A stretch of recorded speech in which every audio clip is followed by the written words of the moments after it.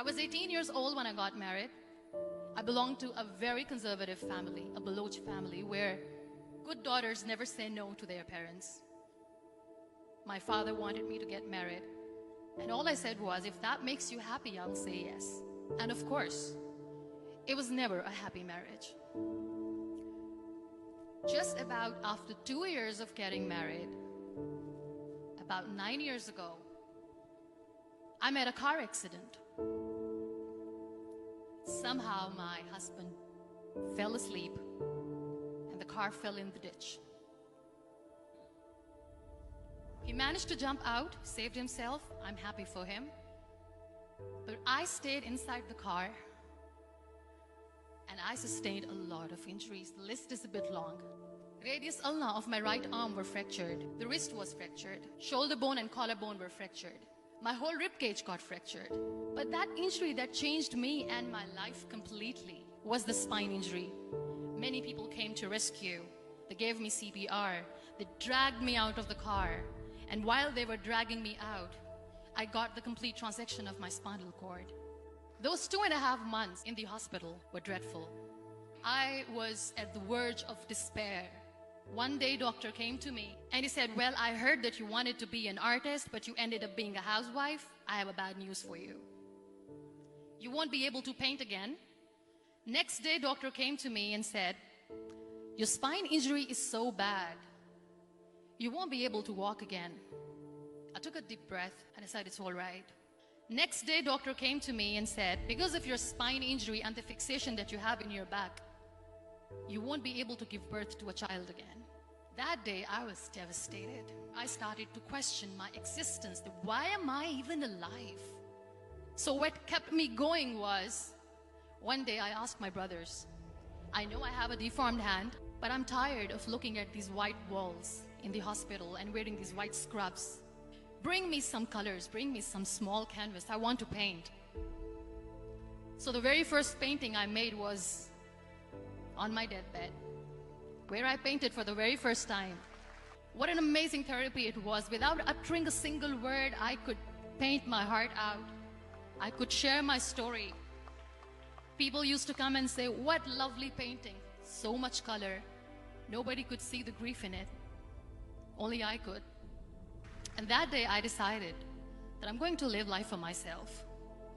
I am not going to be that perfect person for someone. I am just going to take this moment and I will make it perfect for myself.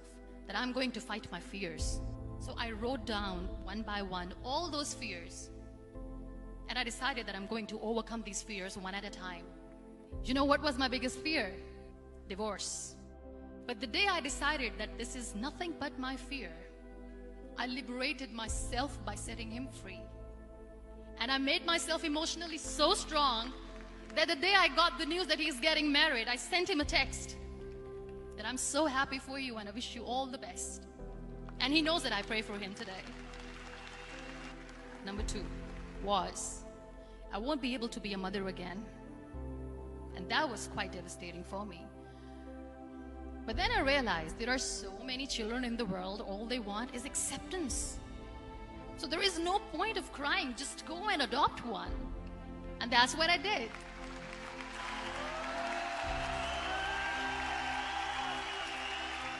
I gave my name in different organizations, different orphanages, and I waited patiently.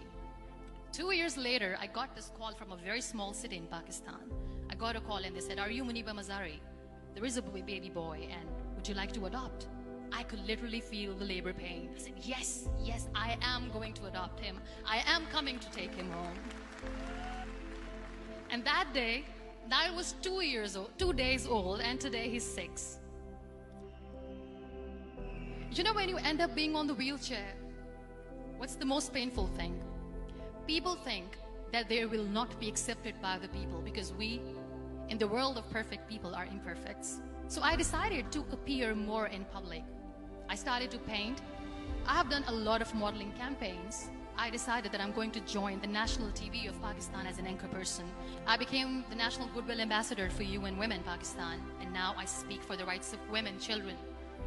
I was featured in BBC 100 Women for 2015. I'm one of the Forbes 30 under 30 for 2016.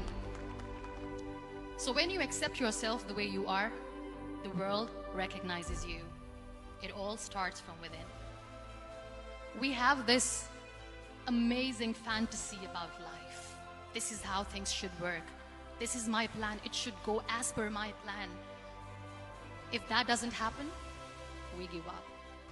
I never wanted to be on the wheelchair. Never thought of being on the wheelchair. This life is a test and a trial, and tests are never supposed to be easy. So when you're expecting ease from life, and life gives you lemons, then you make the lemonade, and then do not blame life for that. It is okay to be scared. It is okay to cry. Everything is okay, but giving up should not be an option. They always say that failure is not an option. Failure should be an option, because when you fail, you get up, and then you fail, and then you get up, and that keeps you going. Embrace each and every breath that you are taking. Celebrate your life. Live it. Don't die before your death. Real happiness lies in gratitude. So be grateful, be alive, and live every moment.